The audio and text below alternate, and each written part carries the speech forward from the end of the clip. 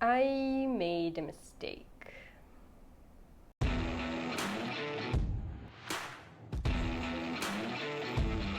Konnichiwa, Rena desu. Welcome to the future. Don't worry, we're not done with the past yet. But before I update you on what's going on in my life right now, I have about a whole year of footage that I want to share with you. Today I have a little story time. Let's pick up right where we left off. In the last video I showed you my second day in Japan, exploring my new neighborhood. This time I wanted to talk about my first weekend living in Japan. Hi. By the way, if you want to see my first days in Tokyo, please check out my previous videos. So on Friday, April 8th, I planned to meet with my Japanese friend for the very first time. When he asked me what I wanted to do, I had to say see sakura, of course, cherry blossoms, because it was the very end of the season, so I wanted to take advantage of it. We chose to go for a walk in Sumida Park, which is right next to Asakusa. When he saw that most of the flowers were already gone, even though we just met 10 minutes earlier, he suggested that we go on a road trip the next day to Nagano, which is about a 3-hour drive from Tokyo and a bit cooler than Tokyo. So the cherry blossoms there were still blooming. Within minutes, he had already booked a car for the next morning. We enjoyed what was left of the beautiful cherry blossoms, walked to see Asakusa at night after eating curry and being overwhelmed by Don Quixote, which is a huge store where you basically have everything. We went to an izakaya. This is where I would say the mistake has begun. It was really fun experiencing a Japanese izakaya for the first time, let alone with a Japanese person to explain all the little things to me. However, since we planned to leave quite early the next morning, even though the conversation was really interesting, we said our goodbyes and parted ways. He took a 1.5-hour train back to Chiba, and I walked back to my share house, set an alarm, and crashed. After arriving at home at around 1 a.m., he woke up at 7 a.m. to go and pick up the car and head from Chiba to Tokyo to get me. He planned to pick me up at 9 a.m. In that part of Tokyo, there's not a lot of places where you can just stop your car. So I planned on getting out as quickly as I could once he called me. Unfortunately, I never heard him call, since I was still asleep. I finally woke up and it all came back to me. I got up in a panic and reached for my phone. It was 10:30 and I had a few missed calls and messages from him. For some unclear reason, he said he was still outside waiting. So he thought there might have been something wrong with my SIM card and my internet access, since at that point I only had his line. I didn't have his phone number. So he thought I wasn't receiving his messages and calls. To my defense, it was only my 4th day after a 23-hour flight, and the combination of jet lag and a bit too much fun, if you know what I mean, got the better of me.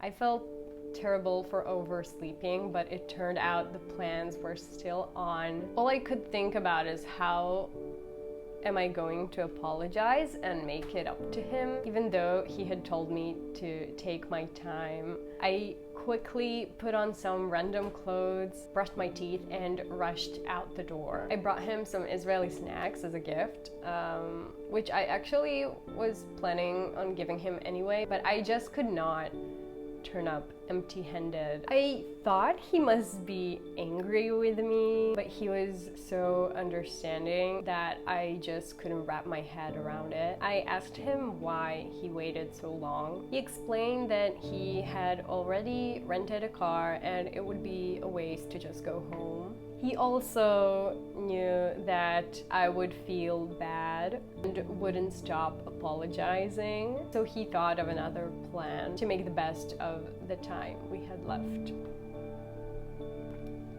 While he was waiting, he realized that we wouldn't have enough time to go to Nagano as we planned, so he started searching other closer areas in Tokyo that might still have some sakura left and came up with Kamakura.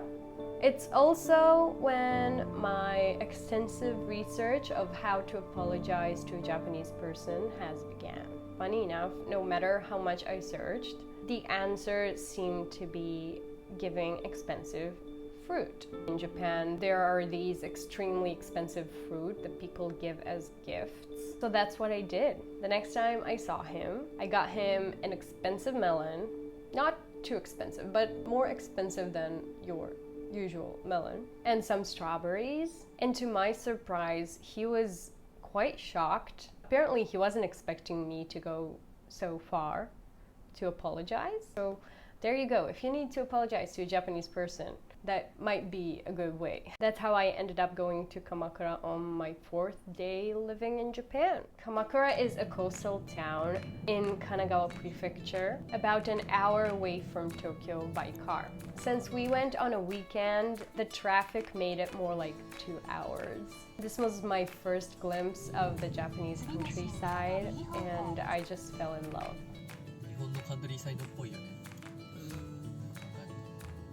Even though at that point I watched about 2 years worth of Japan YouTube, surprisingly I knew very little about touristy places since I was more interested in the everyday life. All I could remember about Kamakura was the great Buddha statue, so that's where we headed first without a particular plan. Actually, that's my favorite style of traveling.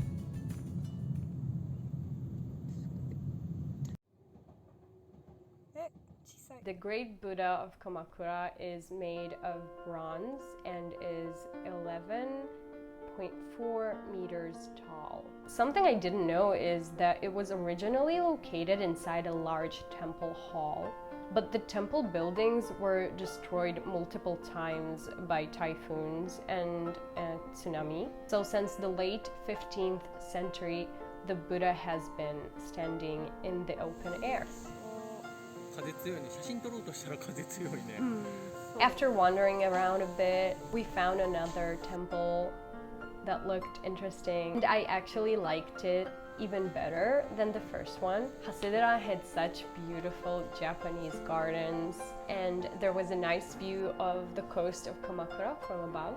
I love nature, and it just had all the elements of nature in such a great balance. I really enjoyed our walk there. Even found some beautiful cherry blossoms over there. After that, we just walked down to the coastline, to the beach, and had vegetarian burgers. That's it, guys. This is my embarrassing story of how I had to apologize to a Japanese person on my 4th day here in Japan. How would you apologize? What would you have done, except for obviously not going out the day before or going to bed earlier? Let me know in the comments what you think. What do you think about giving fruit as an apology? I personally think it's kind of great. It's really convenient since Japan has all these expensive fruit anywhere, basically. I just bought them at a supermarket. You can buy basically an expensive melon anywhere. And it's healthy, but I feel like back in Israel it might be something like a dessert, chocolate or cake or something. I don't know. How do you apologize? I feel like I don't have perspective anymore. Let me know what you think. Thanks for watching, and I'll see you next time. Bye!